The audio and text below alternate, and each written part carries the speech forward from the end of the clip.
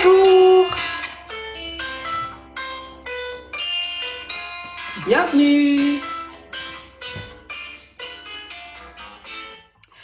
Bonjour et bienvenue au quart d'heure de Tsipi. Alors pour ceux qui ne me connaissent pas encore, je suis donc Tsipora Ifra, praticienne en relations d'aide et développement personnel, thérapeute conjugale et familiale et formatrice sur rendez-vous en présentiel ou en visioconférence à Colmar dans le Haut-Rhin, dans mon cabinet Au fil de moi, que vous pouvez juste voir derrière moi. Donc, je suis en libéral depuis 2003, mais je travaille dans la relation d'aide depuis 1995. Donc, ça fait à peu près 25 ans que j'accompagne des personnes en difficulté morale, affective et psychique. Alors, vous vous souvenez peut-être de ma dernière intervention, et ceux qui ne s'en souviennent pas parce qu'ils n'étaient pas là, il y a une session de rattrapage sur les replays sur la chaîne YouTube ou sur la chaîne Le Quart d'heure. Voilà. Donc, la dernière fois, c'était pourquoi, à quoi ça sert de parler. Donc, on a compris, en tout cas, j'espère que j'ai été suffisamment claire pour expliquer qu'il était important de parler. Mais parler de quoi? En fait, on a déjà entendu plusieurs fois, que ce soit moi en termes de thérapeute ou vous, si vous avez déjà pu faire cette démarche d'aller chez un thérapeute, qu'est-ce que je vais pouvoir lui raconter? La psychothérapie, comment ça marche? Je n'arrive pas à croire ou à comprendre que finalement, le simple fait de parler puisse m'aider. Vous savez, je suis venue, mais je ne sais absolument pas de quoi on va parler. Alors aujourd'hui, je voudrais aborder la thérapie du comment versus la thérapie du pourquoi. Et en fait, vous expliquer finalement pourquoi est-ce que j'ai privilégié dans mon approche thérapeutique de travailler sur le comment. C'est quoi travailler sur le comment en thérapie? C'est quoi travailler sur le pourquoi en thérapie? Alors, déjà, je voudrais expliquer que depuis tout petit, on nous apprend à analyser et à penser analytique. Réduire au plus petit, du plus petit, plus petit, pour avoir l'impression de comprendre finalement comment le grand fonctionne.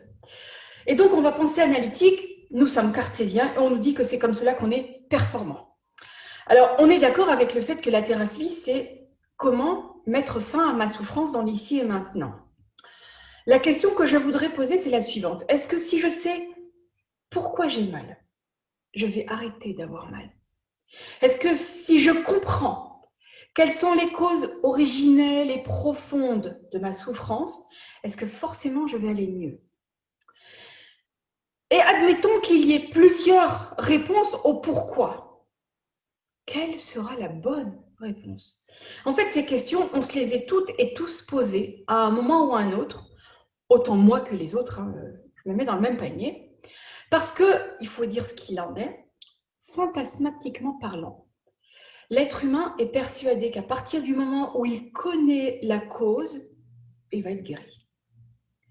En fait, derrière la recherche de cette cause, il y a la recherche de la vérité avec un grand V.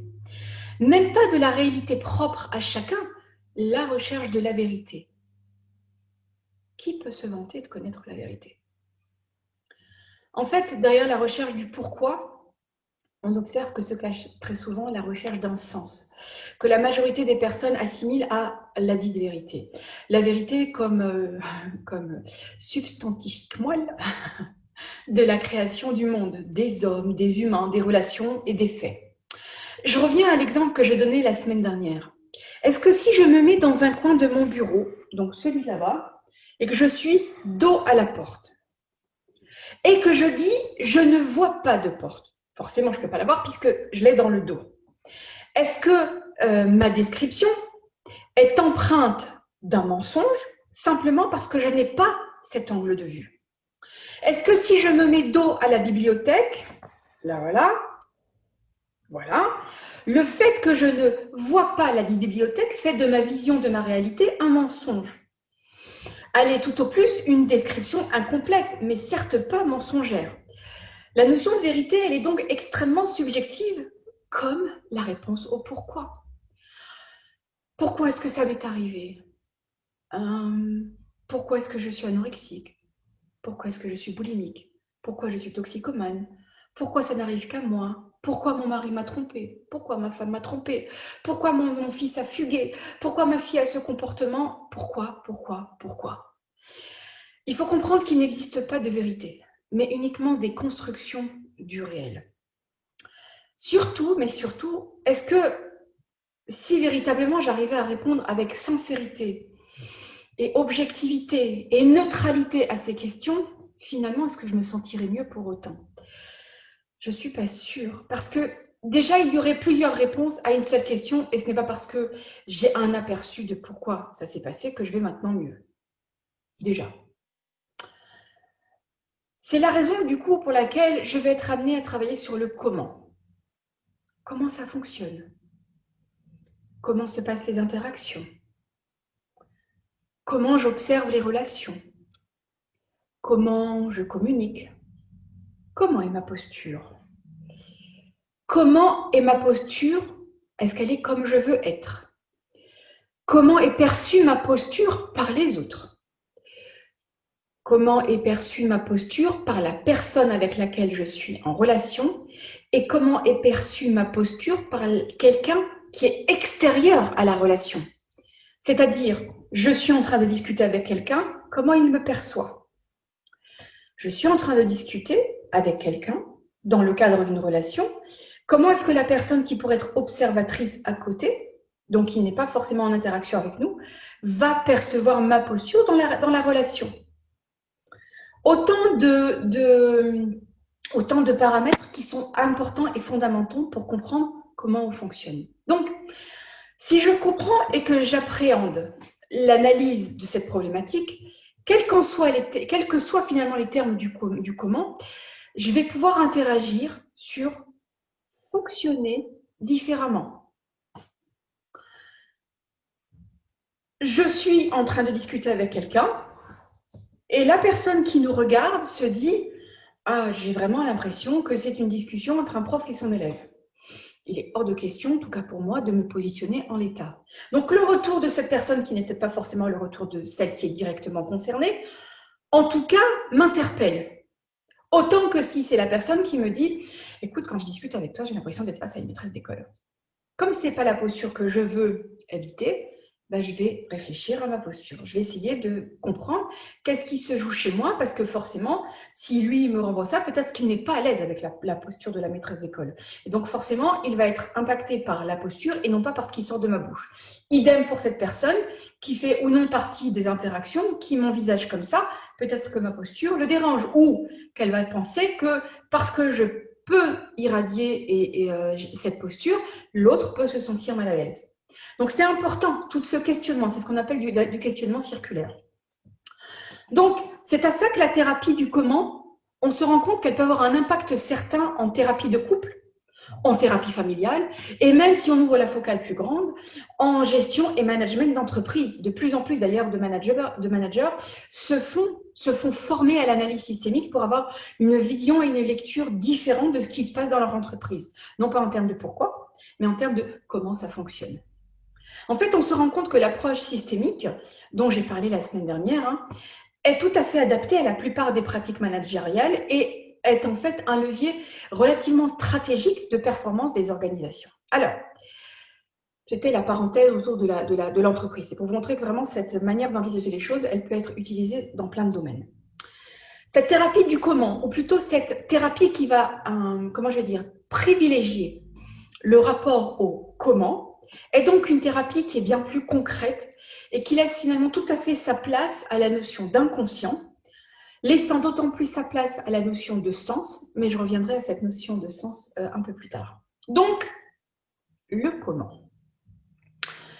Dans la globalité de la situation, nous voyons bien que chaque élément se retrouve à la fois cause et effet. C'est ce que je vous ai expliqué, c'est ce qu'on va appeler une circularité.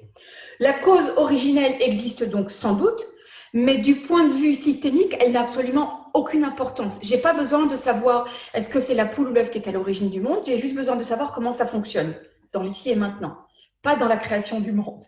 D'accord ? Si je prends un autre exemple, qui va sortir finalement de l'œilleton de la thérapie familiale pour aller vers la métaphore de l'entreprise. Travailler sur le comment, c'est ce qui va me permettre de m'interroger sur la façon dont les services et les collaborateurs interagissent entre eux et avec leur environnement.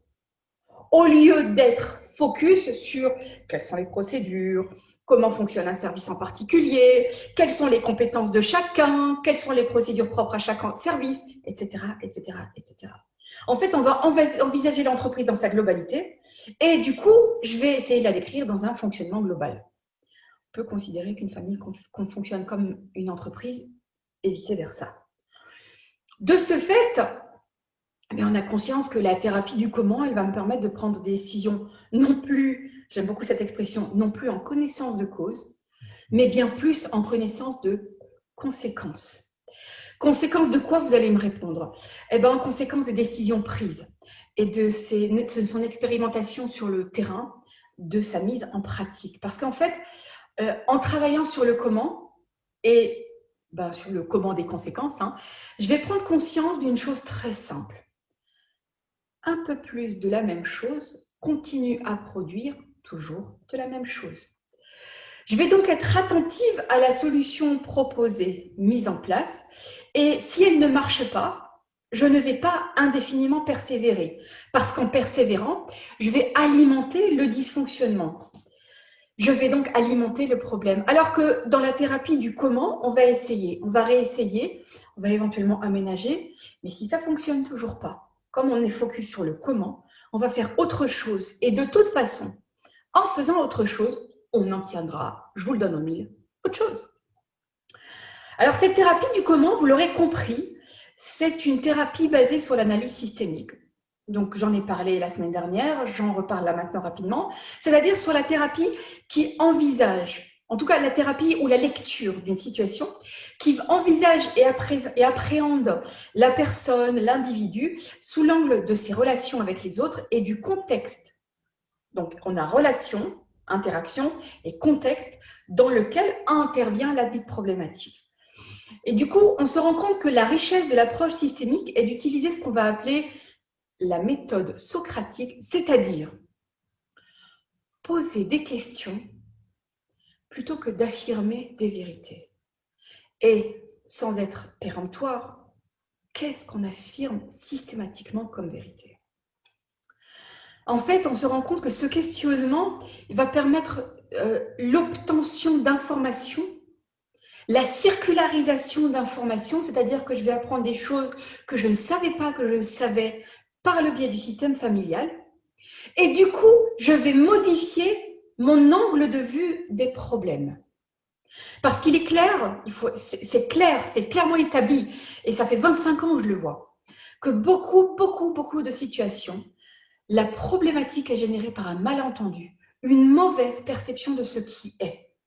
Ainsi, on se rend compte finalement que plus le système a d'informations sur comment il fonctionne, comment chacun des protagonistes perçoit la situation, comment chacun des protagonistes comprend la situation, comment chacun des protagonistes appréhende la situation, donc plus il aura une vision globale de ce qui se joue à l'intérieur du système. C'est pour ça que dans la thérapie du comment, la notion d'interaction est tellement importante parce que j'ai interagi en fonction de ce que je perçois et de comment je perçois la situation. Alors, est-ce que j'ai interagi en réponse à la manière dont l'autre a interagi avec moi? Vous arrivez à suivre? Et lui-même, est-ce qu'il interagit de cette manière parce qu'il lit à travers son mode de compréhension mon interaction? Vous arrivez toujours à suivre? De ce fait, l'intérêt de cette thérapie, en tout cas de ce mode de lecture, je préfère même ce mode de lecture parce que finalement, on peut avoir une lecture systémique sans être dans la thérapie, qu'on soit clair. Autant la thérapie, je l'utilise pas à la maison, mais autant le mode de lecture systémique, je l'utilise maintenant partout. C'est ma nouvelle paire de lunettes. Enfin, ma nouvelle paire de lunettes qui a quelques années maintenant. Donc, l'intérêt finalement de ce mode de lecture, c'est que les membres d'un système ont l'occasion de connaître la perception d'un autre membre du système sur le fonctionnement du système concerné. C'est-à-dire que en disant à Pierre, voilà ce que je perçois de Paul, Paul a des informations sur ce qui se passe, Pierre a des informations sur ce qui se passe, et il y a une meilleure compréhension de ce qui se passe dans ce qui se joue entre Pierre, Paul et moi. En résumé, je dirais que même sans faire appel à de la thérapie, le bon sens m'amène à penser et à dire que lorsque je suis face à un malentendu, quel qu'il soit, lorsque je suis face à une difficulté entre moi et moi, c'est là où je suis la meilleure, ou entre moi et les autres, ou entre les autres et moi, ou entre mon système et celui de l'autre, ou entre le système de l'autre et le mien, plutôt que de chercher la raison, le pourquoi de cette arrivée, j'ai plutôt intérêt à essayer de chercher qu'est-ce qu'il y a dans mon fonctionnement, donc dans mon interaction, ce qui a permis que cela se produise. Si quelqu'un se comporte d'une telle manière avec moi, c'est que dans notre interaction, il sent qu'il peut, qu'il y a la place, qu'il y a une forme d'autorisation officieuse. Et si ce n'est pas le cas, eh bien, je vais tout de suite dire non, non, non, moi, je n'accepte pas ça dans notre relation. Si je ne valide pas, si je ne dis pas que je ne suis pas d'accord, je valide. En systémie, on dit tout est communication. Donc, même quand je ne communique pas, je communique. Tant que je n'ai pas invalidé une manière de fonctionner, je la cautionne et je la valide. Je la cautionne et la valide, donc je montre à l'autre qu'il peut se permettre ce genre de choses avec moi. C'est du B à bas. Donc, je vais surtout me poser la question, finalement, quels signaux ai-je renvoyé pour que nous soyons dans ce type de relation? Je voudrais conclure, je vois le temps qui passe, je voudrais conclure sur la notion de sens. Dans mon approche, la notion de sens, elle est très importante, elle est même fondamentale. Le sens, c'est le pourquoi que moi, je donne. C'est donc un sens très subjectif. C'est un pourquoi très subjectif, c'est l'histoire que je me raconte pour appréhender ce qui se joue. On n'est pas en train de rechercher la vérité, on est en train de voir ce qui me parle à l'intérieur de moi. Chaque chose que je pose a du sens. Ce n'est pas parce que ça n'a pas de sens perçu pour l'autre que ça n'en a pas pour moi. Ça, c'est Bateson qui le dit. Donc, c'est l'histoire que je me raconte pour appréhender ce qui se joue. Mais je maintiens le suspense parce que la notion de sens fera l'objet d'une intervention ultérieure. Alors, ici s'achève le quart d'heure de Tipeee. On se retrouve le 2 octobre, même heure, pour un quart d'heure autour du stress et du burn-out professionnel. La semaine prochaine, je vous laisse avec la délicieuse Barbara et le quart d'heure de Barbara. En attendant, n'hésitez pas à partager cette émission si elle vous a plu. Posez vos questions et retrouvez le replay sur Facebook ou sur la chaîne YouTube Le Quart d'heure #LQH. Allez, à bientôt.